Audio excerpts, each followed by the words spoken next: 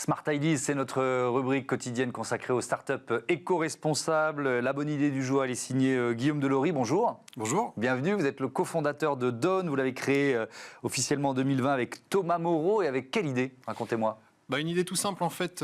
Dawn, on est aujourd'hui l'intermédiaire qui aide les entreprises qui ont du surstock, des invendus, des invendables, à les donner à des associations. Ouais. Et en fait, l'idée, elle vient plutôt de mon associé Thomas Moreau, qui est aussi un ami d'enfance, qui travaillait chez Decathlon et qui s'est rendu compte en fait que en magasin il y avait malheureusement pas de solution sur les produits qui étaient délotis, qui étaient un peu abîmés. On parlait pas encore de seconde vie à l'époque. Oui.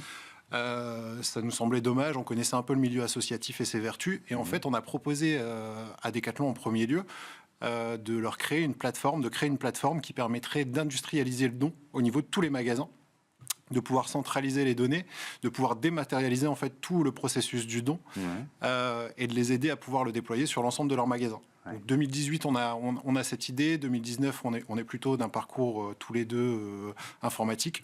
On développe cette plateforme. On passe les premiers tests avec Decathlon, on va l'essayer sur un magasin, 3, 30, 50.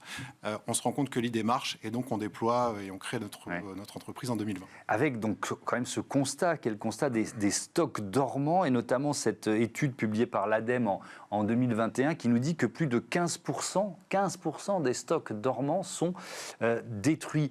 Alors, alors évidemment il y a l'impact environnemental, mais c'est quand même une perte aussi énorme pour les entreprises. Comment on explique de tels chiffres? Pourquoi il y a tant de stocks dormants?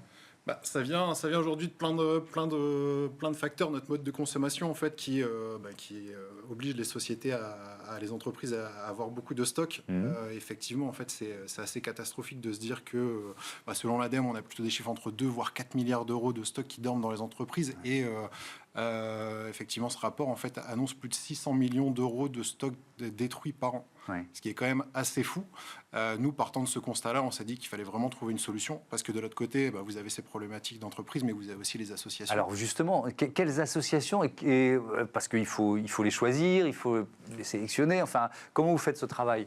Aujourd'hui, notre plateforme en fait permet à toute association de pouvoir s'inscrire. Nous, on va les aider à structurer leurs demandes, structurer leurs demandes et monter un projet qui plaise aux entreprises. Donc pouvoir défendre en fait ce projet-là.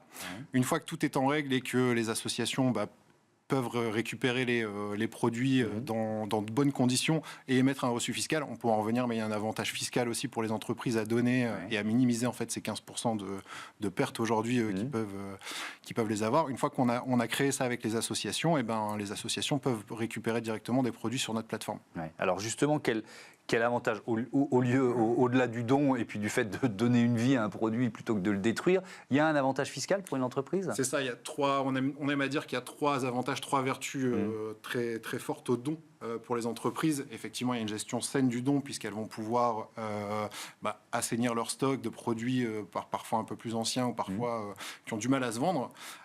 Il y a effectivement un avantage environnemental, sociétal qui est énorme. C'est du bon sens de se dire que vaut mieux donner un produit que le détruire. Que le détruire. Et le troisième, l'avantage fiscal, puisque 60% de la valeur du produit peut être récupéré en réduction d'impôt. 60% de la valeur du produit, 60% aussi de tous les frais qui peuvent être inhérents au don, donc aussi de nos frais de service. Et alors justement, votre modèle économique, c'est quoi? Notre modèle économique, on a fait un choix très simple, très clair. On a toujours été 100% gratuit pour les associations. Ça a toujours été quelque chose qu'on a souhaité avec mon associé.